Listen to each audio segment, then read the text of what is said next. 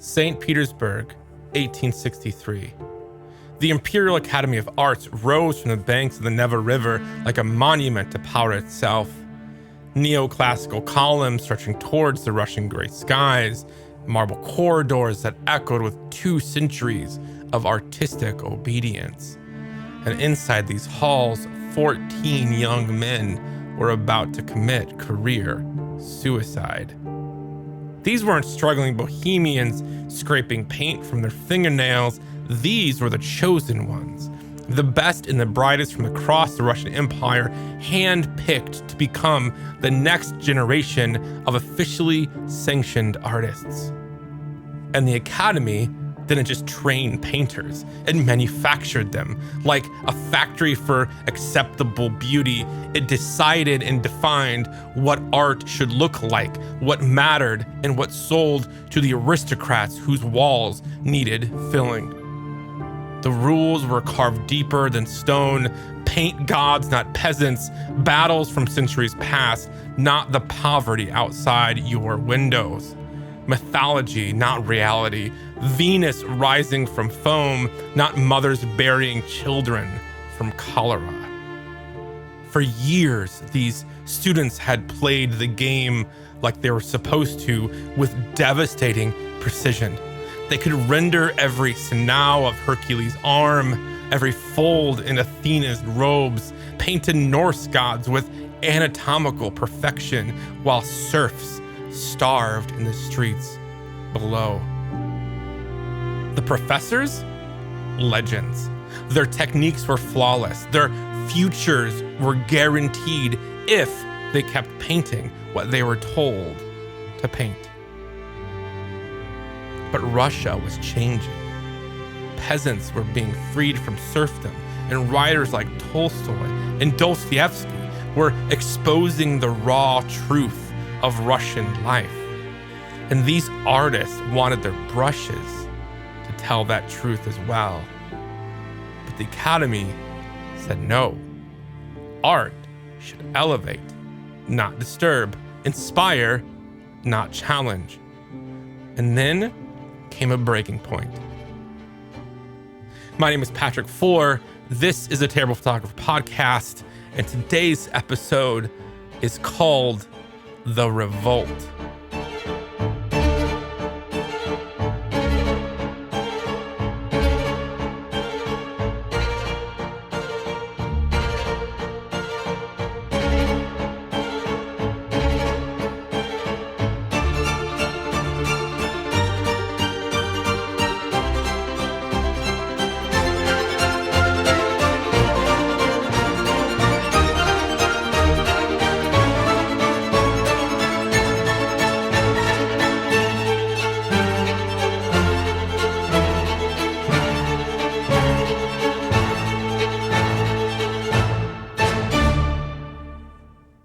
We'll come back to those 14 revolutionaries in a moment, but first let's talk about what passes for rebellion in our safe, clean world.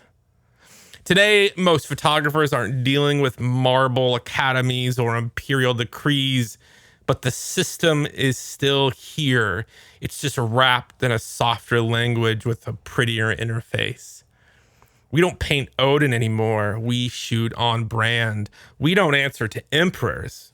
We answer to something way more fucking lame. We answer to the likes and the algorithms. And sometimes the trap feels exactly like success. And that brings us to segment 1, the dopamine dealers. Let's talk about what's actually happening in your brain when you post something. Every like on Instagram is like a little hit of dopamine. Every save, a little chemical reward. Your brain whispers, you're doing it right.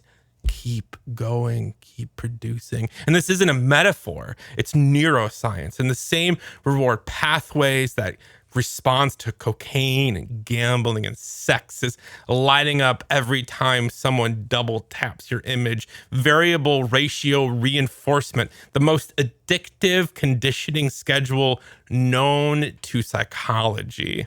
You post 10 things, get a decent response to 7, and you blow up on 1. Your brain doesn't remember the 7, it remembers the 1, and it wants that hit again. But here's what the platform is not telling you. They're not rewarding creativity. They're rewarding compliance. Instagram doesn't give a shit if your photo says something true about the human condition. It cares if it stops the thumb from scrolling. And TikTok doesn't want your unique perspective necessarily. It wants your participation in whatever trend is driving engagement this week. And algorithm isn't curating art, it's manufacturing addiction. And here's where it gets insidious. This condition doesn't stay online. When you're out shooting and suddenly you're not just seeing a moment, you're calculating its viral potential. That beautiful, quiet landscape at golden hour, your brain instantly runs the numbers. Everyone is doing golden hour, not unique enough. The raw emotion of a wedding ceremony, too real. Brides want dreamy, light and airy, not documentary and raw and human and real. A candid street moment that tells a story, not punchy enough for the Explorer page. So you start editing not for the image, but for the response that you're anticipating. Color grading becomes less about mood and more about what's trending in the feeds that you've studied like ancient scripture. We've turned into casino gamblers, pulling the slot machine's lever like social media, hoping the jackpot of viral validation. But the real tragedy isn't that we're addicted to the platform. It's that the platform has rewired how we see. Even when we're alone with our camera, there's a phantom audience in our heads judging every creative choice through the lens of social media metrics. And let me tell you, the house always wins. And the house doesn't give a shit about your art. Which brings us to segment 2, the great taste heist. So here's how it happens. You start with instincts, a point of view, a way of seeing that's yours, uniquely yours. And then you open the app. And suddenly, you're not looking at the world anymore. You're looking at how other people looked at the world and how other people responded to how other people looked at the world. And so you start shooting like you're auditioning for a job that you didn't apply for. What would they like? Is it trendy enough? Should I make it more contrasty, more film-like, more whatever the Explorer page is serving today? It's creative outsourcing. You're delegating your taste to strangers who wouldn't know your artistic vision if it bit them in their perfectly curated aesthetic. You see what I did there? Imagine Miles Davis, 1959, studio lights low, tape rolling, and he's about to record King of Blue, one of the most iconic jazz albums of all time, no doubt. And just before he lifts his trumpet to his lips, he pulls out his phone. Hang on, guys. Let me scroll real quick. Got to see what the other trumpet guys are posting. What's popping right now? Model scales or hot takes of bebop? Should we toss in a TikTok break? Or how about some fake outtakes for Instagram? King of Blue never happens. We get kind of lame instead. But that's what we do every day. We scroll ourselves stupid and then wonder why our work feels shallow and hollow and like everyone else's. And here's the deeper cut. This isn't just about losing your voice. It's about losing your ability to hear your voice in the first place. Your creative instincts are like a muscle. Use them, they get stronger. You ignore them, and they atrophy. You spend enough time copying and mimicking and chasing trends, and soon that quiet voice that used to whisper strange and wonderful ideas, it goes silent. It's trained out. It's flattened by repetition. You become a content printer, not a photographer. here's the tragedy. They didn't just lose their voice. They never found it in the first place. It's like they entered photography through the side door of presets and influencer tutorials. They learned to replicate before they learned to create, born into a prison cell of carbon copies, and they've never actually seen a blue sky or touched real grass.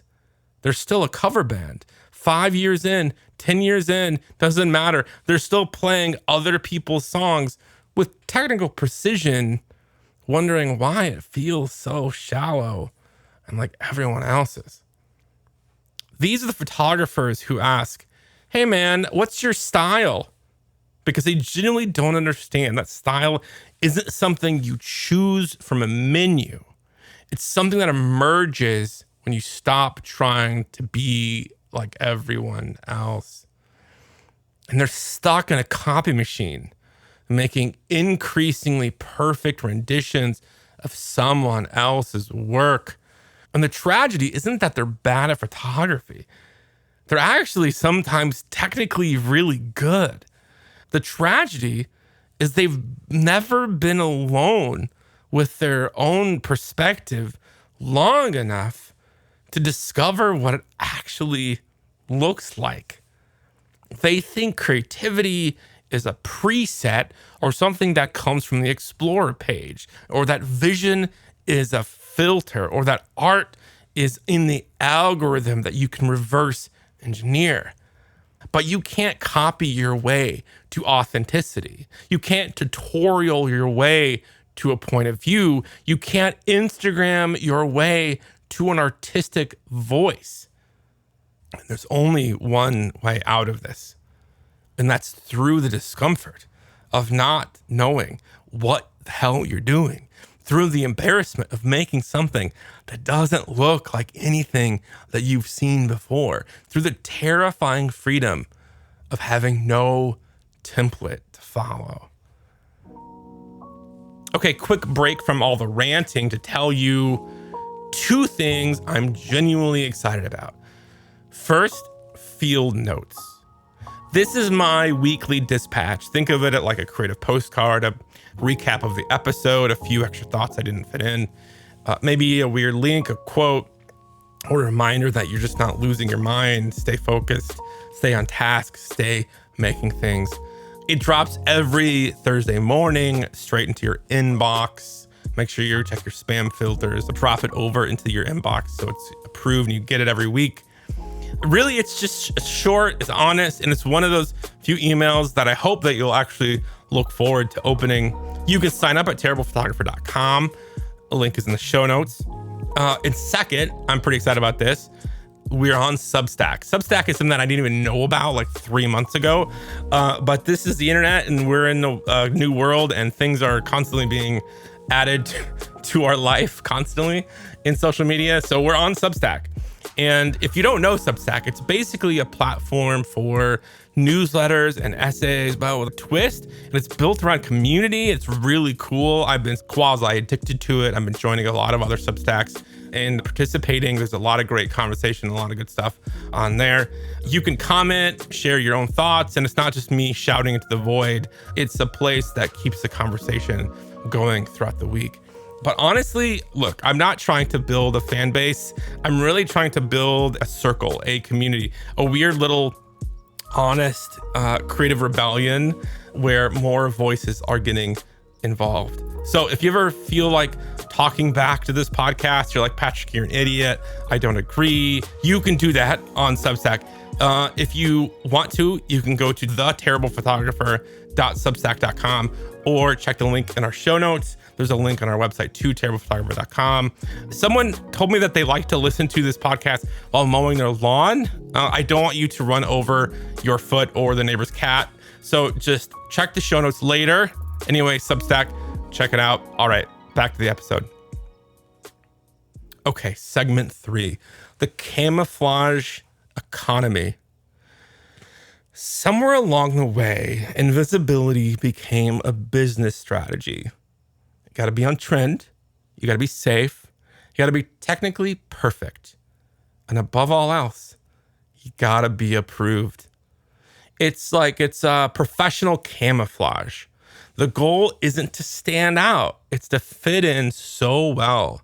You become indispensable. You've seen these portfolios, these wedding galleries where every couple looks like they've stepped out of the same magazine. The landscape collections that could be playing cards, technically perfect, completely interchangeable. It's the visual equivalent of elevator music. They're just nice, they're great, nothing wrong with them, but they're pretty forgettable.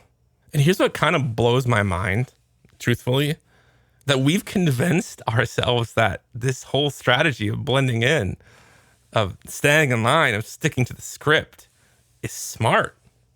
That it's actually a path to success.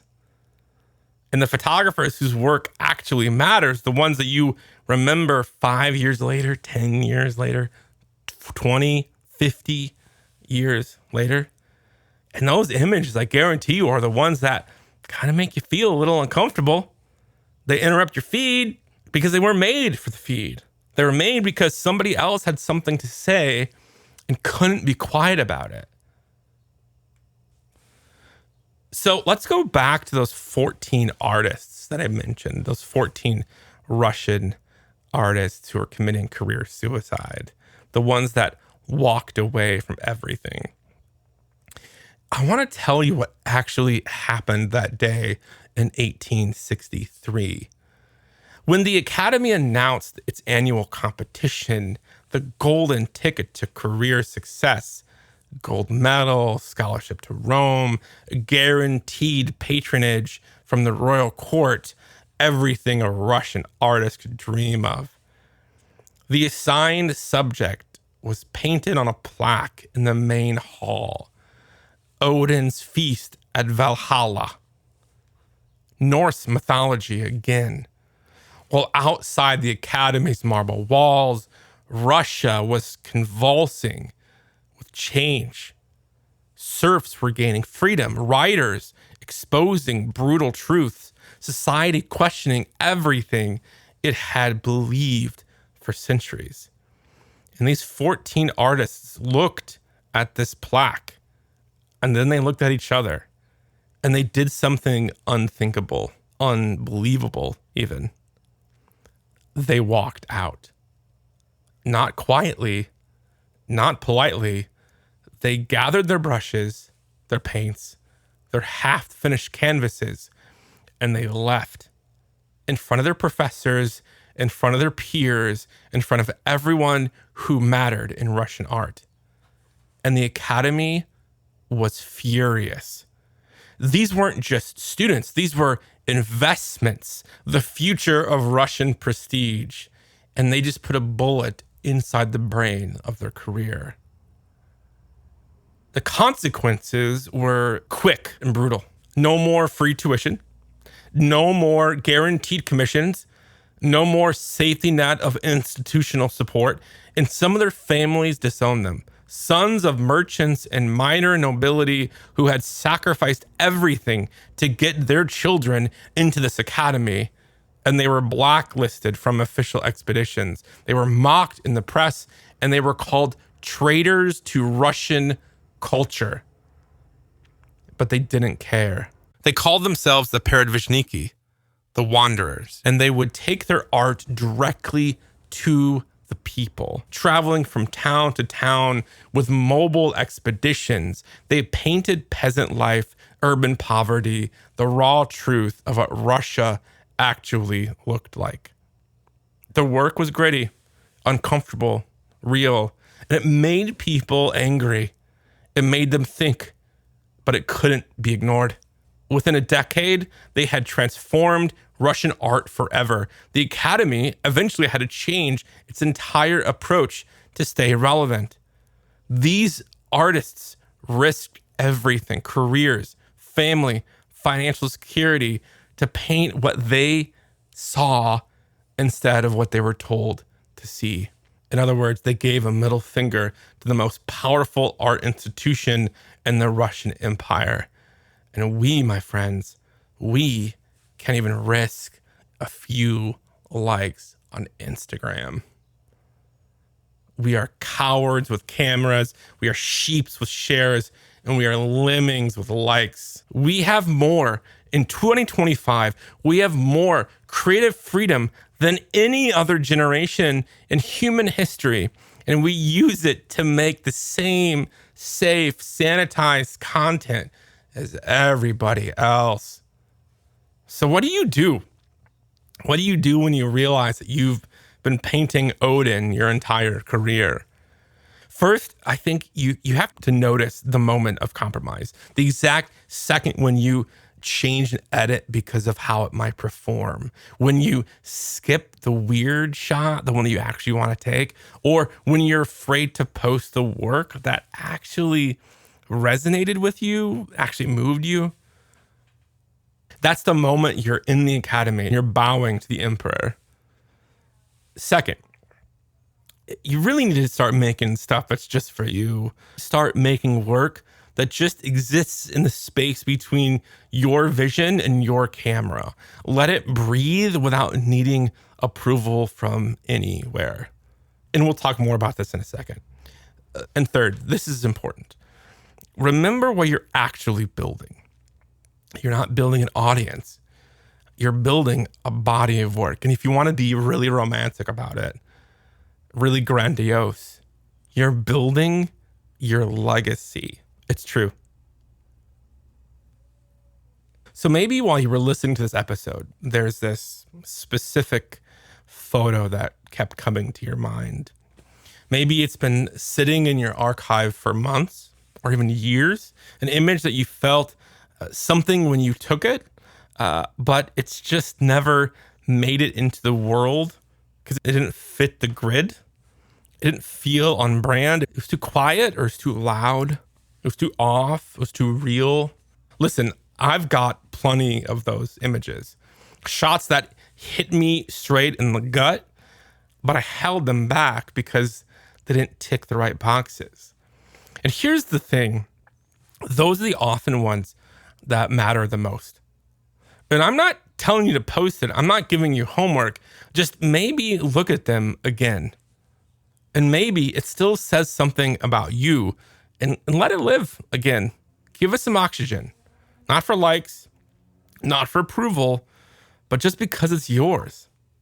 Look, the Wanderers didn't walk out of the marble fortress to grow their audience. They weren't thinking about that.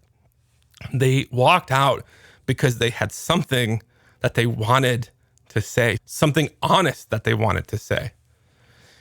So let's recap what we've covered today, because if you're anything like me, I forget. Social media platforms have weaponized your brain's reward system, turning creativity into a dopamine slot machine. Every like on Instagram conditions you to create not for truth, but for compliance. The conditioning doesn't just stay online, it follows you into the field, into your editing room, into every creative decision. You're never really alone with your vision anymore. There's always a phantom audience judging your choices through the lens of social media metrics. And we've outsourced our taste to strangers who don't know us, who don't understand our vision, and frankly, don't care about our artistic growth. We've reversed engineering our creativity to fit the algorithms designed to manufacture engagement, to make other people money, and to sell ads, but not art. The photography world has convinced itself that blending in is smart business, which is bullshit. That safety equals success. But photographers who actually matter, whether they're capturing raw human moments at weddings, finding new ways to see familiar landscapes, or documenting street life with honest eyes, their images interrupt the feed because they weren't made for the feed. Meanwhile, 160 years ago, 14 Russian artists risked everything, careers, families, social standing, to paint what they saw instead what they were told to see. They gave up guaranteed success to pursue authentic expression. And we won't even risk a few stupid likes. And the question isn't whether people will approve of your work. The question is whether you can look at what you've made and recognize yourself in it. Or whether you've become so good at playing the game that you've forgotten who you actually were before you learned the rules. Listen, the Academy is always hiring. And the algorithm is always hungry. That's worth protecting. But your vision, the weird, uncomfortable, undeniably you perspective that made you pick up this craft in the first place, that's worth protecting. So last week I mentioned I was doing away with these challenges every week, not because they were bad necessarily, but because, listen, guys, I'm not your creative director. You don't need another assignment. You don't need more work. What you need is a little oxygen. And I've thought about this a lot. So I'm replacing them with something new. And I'm calling them light leaks. Yeah, I know, it's cheesy, but it fits. Light leaks aren't homework. They're more like interruptions. They're a question, a nudge, a quiet reminder of what your instincts sound like before the algorithm edits them out. Sometimes they'll lead to new work. Sometimes they'll just get you thinking. And sometimes they'll sting a little bit, and that's probably the ones that you needed. I'll drop a new one here every single week in the podcast. You'll also get them in Feel Notes, which is the newsletter that I talked about earlier. Again, you could sign up at terriblephotographer.com or check the show notes. Which brings me to this week's light leak. And I'm calling it the one that haunts you. This week, I want you to go hunting, not scrolling or casually browsing. I want you to aggressively hunt. I want you to look for a photograph, could come from anywhere, that punches you in your creative soul. It's the kind of image that makes you pause, maybe even ache a little bit. And it doesn't need to fit your niche, even though you'll be tempted to look for images that fit your niche. It doesn't need to fit your brand. It doesn't need to fit your genre. In fact, it probably won't. Hopefully it won't. It might be a strange portrait or a weird street scene that's 70 years old, or a painfully still landscape that's melancholy. It might be a photo that you even took years ago and buried, or it might come from a book that's 50 years old. Or it could come from Pinterest, could come from Instagram. It doesn't really matter where it comes from. This photo has nothing to do with your clients or making money, or whether you would lose money if you made this image. It doesn't matter what your friends think, or what your partner thinks, or your parents think. And what I want you to do is, when you find it, I want you to keep it. Either you can print it out or save it in your notes, but I want you to keep it somewhere private. Wherever it lives, it should be easy to return to. And then here's what I want you to do with it. I want you to describe it. And this is important. I want you to describe it with words. Yes, words. What's in the frame? How does it make you feel and why? What's working? The light, the color, the messiness, the honesty, the posing.